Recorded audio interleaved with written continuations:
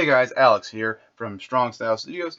Doing a video a little bit different this way. I'm gonna do more audio only videos just because they're quicker to pump out, and this way I don't have to rely on Noah or Justin or any of them guys being here to do a video, and I can just pump these out a lot faster.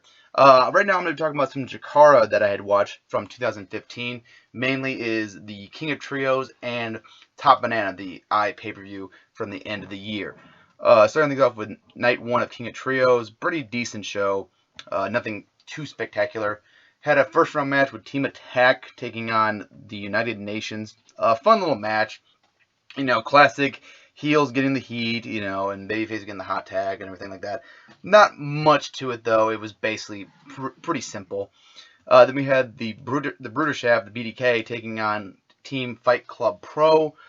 This was a good show from the Brits, just solid stuff. I mean, one of the points, I can't remember who it was, one of the British guys did a fireman's carry and a big swing to Nøkken and Soldiering, I think, and it was pretty cool, but there wasn't much to this match as well. It was just fun stuff, and the crowd was a little bit more into it, I think.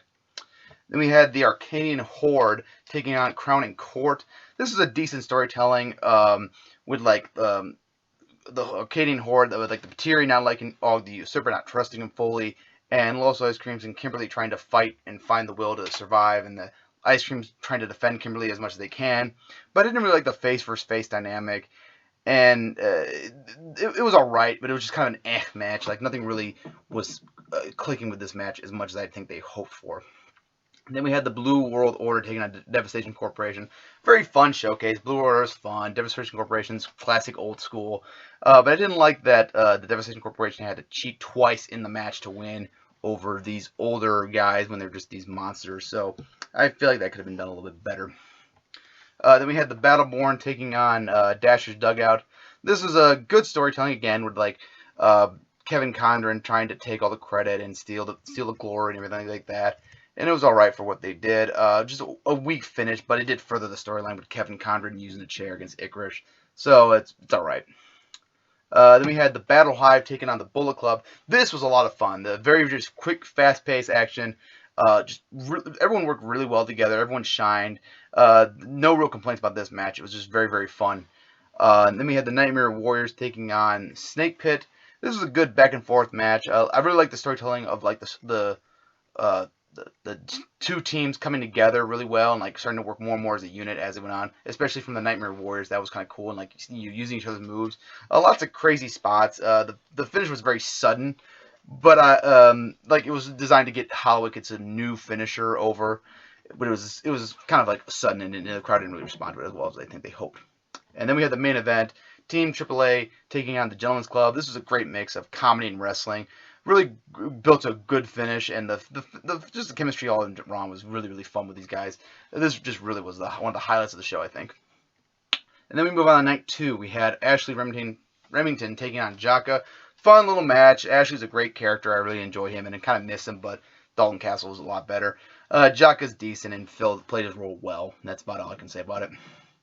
Then we had the quarterfinal match. We had Team Fight Club Pro taking on the United Nations.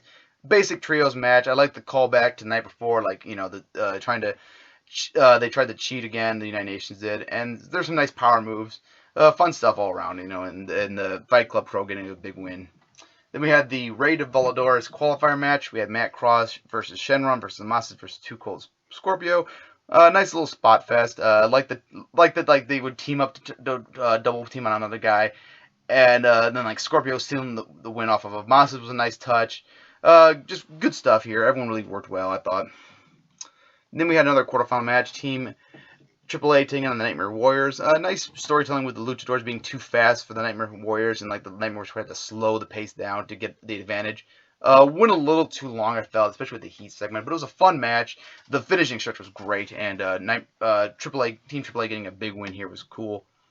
Then we had NRG 3.0 taking on the Connie Extreme Force and the Flying Francis. Fast-paced match. Everyone looked solid. They did a nice job building to the suplex spot, which I guess was like the magic move, whatever they were doing. And there's no real story here. It's just there to get the guys a payday and also to break up the King of Trios matches. Then we had another qualifying match. or quarterfinal match, sorry. The Bullet Club taking on Battleborn. This is a good match, fast-paced action as well. Would you expect the Young Bucks and AJ Styles? They had some nice comedy built in, like with AJ like not wanting to do the springboard off the luchador ropes because he botched the night before, the first night. Bullet Club was great. Missile Soldan looked better here than, and he actually was like surprising me in how good he was. But Bullet Club and AJ Styles and Bucks getting the win here, no surprise. And then we had the second Rey de Volador's qualifying match. We had Ophidian, Masquerada, Papaya, Pinky Sanchez, and Mark Andrew. Very spotty, without a good flow. This match was. Pinky, I thought, was probably one of the better parts of this match. He actually like worked some like kind of story to the match. Masquerada was very, very clunky and slow at times, not that great. The finishing stretch was really, really fun though, so I enjoyed that. Then we had the main event, which was another quarterfinal match, the Arcadian Horde taking on the Wrecking Crew.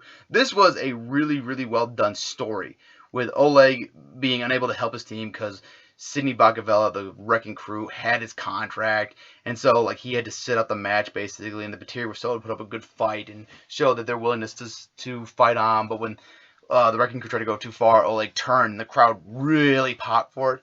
I think the only thing that would have made it better is if his team actually won, but he still got the pop, and he still got the great babyface turn, so this was probably the best match of the night just for the story. And then we had Night 3. This one actually was pretty darn good. We had Team AAA taking on the Devastation Corporation. Very, very fast and furious opener. They didn't really waste time.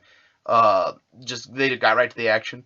I like the Devastation Corporation being monsters, but without their manager, Sidney Bacavella, there, they don't really have the strategy to put everything together. And so Team AAA was just faster and used their speed to get the quick win. It was really nice storytelling. Then we had Team Fight Club Pro taking on the Bullet Club in the other semifinal match.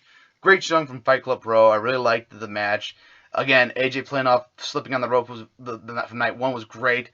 And like I like the story that like the younger team Fight Club Pro kind of got cocky and it cost them the match in the end. Like they just kind of got a little too big for their britches, and the veterans took advantage of it. And then we had a Challenge of the Immortal 8-man tag team match. Crown and Court taking on the Gentleman Club. Just a classic CHIKARA match for comedy. You know, very funny, very goofy match. Just fun to watch. The 10-team gauntlet match, really long, nothing really great wrestling-wise. I mean, some fun stuff and decent storytelling at the end, but nothing worth the length. It was like 40 minutes long, way, way too long. Then we had a CHIKARA Young Lions Cup Championship match. Heidi Lovelace taking on the Proletariat Boar Moldova. The Boar did a good job of working the ribs all match to set up for the gore. But the heat segment was basically the entire match. It was just basically Heidi trying to fight off the power of the Boar. And she got some offense in, but it didn't really make her look strong. And she won like with a quick roll-up flash pin, you know. So didn't really dig this as much as I wanted to. Rey de Volador's finals match, we had Mark Andrews taking on Shenron. Very fun, fast-paced, spot fest. They worked a nice pace, but there was really no story here. It was just them doing moves and trying to one-up each other with the high-flying stuff. But it was fun, so it was enjoyable. And then we had the King of Trios finals match. Team AAA taking on the Bullet Club. This was really, really great. Some really fast-paced action. The chemistry was great. A little clunky at times, like especially with the Lucha guys. They don't work. They're very fast-paced workers, and they kind of botch a little bit here and there. But it didn't really hurt the flow of the match. And really great finish with the Team AAA getting the win, which is really, really cool to see. And then we move on to the pay-per-view that was Top Banana, the final show of CHIKARA from 2015. Started things off with the Battleborn taking on Snake Pit. Very decent match. A little bit of storytelling here, but really weak finish with Argus winning with like a power slam, and just really wasn't that special. Then we had Frightmare taking on Silverhand. This was a fun match. I really liked that every strike and every move that made it look like there was a heated feud between this match. It really sold the feud well. And I wasn't a huge fan of the finish, but I think it was clever where Frightmare was able to roll him up and get a flash pin on Silverhand so that you can keep the feud going and building from there. We had the Batiri taking on the Gentleman's Club, and this was a very solid match. It got the right amount of action and comedy, just fun stuff. Finish was a little out of nowhere, just very, very quick and sudden. So that was kind of a bummer. So, oh well. And then we had the Cybernetico 18-man elimination match with Dasher Hatfield squad taking on Juan Francisco de Coronado's squad. I'm not going to list the teams just because it's too damn long. This was a fun match if it was a little too long. I felt like the story and the action didn't need to go as long as it did. It just didn't really I didn't think it was worth the time. Everyone did look good, I think, and there's some great storytelling with Mr. Touchdown and Juan Francisco trying to like just steal the glory all match. And Touchdown was playing the reluctant Rudo because like he felt bad about betraying his friends and everything like that. If you want to learn more about the story, you can give it. I don't got time to listen or give you the whole story, so I'm not gonna bother. Fun match though. Then we had Fire Ant taking on Soldier Ant. This was a really nicely worked match with both guys telling their stories very well. Soldier Ant trying to fight remembering who he was, and Fire Ant trying to, Soldier Ant trying to remember who he was, and like Fire Ant trying to bring it out of him. So that was kind of fun, but the aftermath match stuff was the best part with the Connie reuniting and everything like that. That was really cool. The crowd responded like it was a big moment. And then we had the Challenge of the Immortals final, the 8-man tag team match, Crown and Court taking on the Wrecking Crew. This was probably one of my favorite matches from CHIKARA this year. This was a perfect babyface versus heel story match. The storyline was great with Crown and Court just playing the underdogs, and like no one expected them to win against the Devastation Corporation or the Wrecking Crew. That these just giant, massive dudes. Good storytelling and action. The faces just kept fighting despite the odds. And these big-ass power moves they were taking. It was really, really cool. This was a lot of fun. The finish came off as a legit shock and a big moment. The crowd reacted to a big moment. It was really, really fun and very enjoyable match.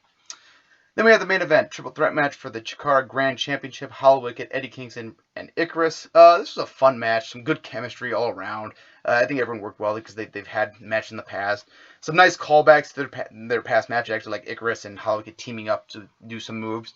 But there was really no story to this match. It just felt like they were doing moves at times, and there's just really no story being laid out for the match. The finish was very, very sudden, too. It just kind of, like, they were having Eddie Kingston and Hollow were having a back and forth, and then Hollow DDTs them, that's it. So, kind of disappointing. But then we had Princess Kimberlee come out and cash in her points, whatever that she won when winning the Challenge of the Immortals match, to challenge Hollow right then and there, which she actually ended up winning the Grand Championship, becoming the first female to win the major title in a promotion, which was really cool. It was a really great moment. The crowd reacted like it was a big moment. So this was pretty cool to see. And all in all, the show was fun, and I'd really recommend checking out the Challenge of the Immortals match and the Fire Ant Soldier Ant moment, and also the cash-in of Kimberlee. Those are probably the highlights of the show. Otherwise, the show was decent and pretty easy to sit through. Don't know if I'd recommend it for anyone, but a CHIKARA fan might enjoy it. That's it, guys. Take care. Bye.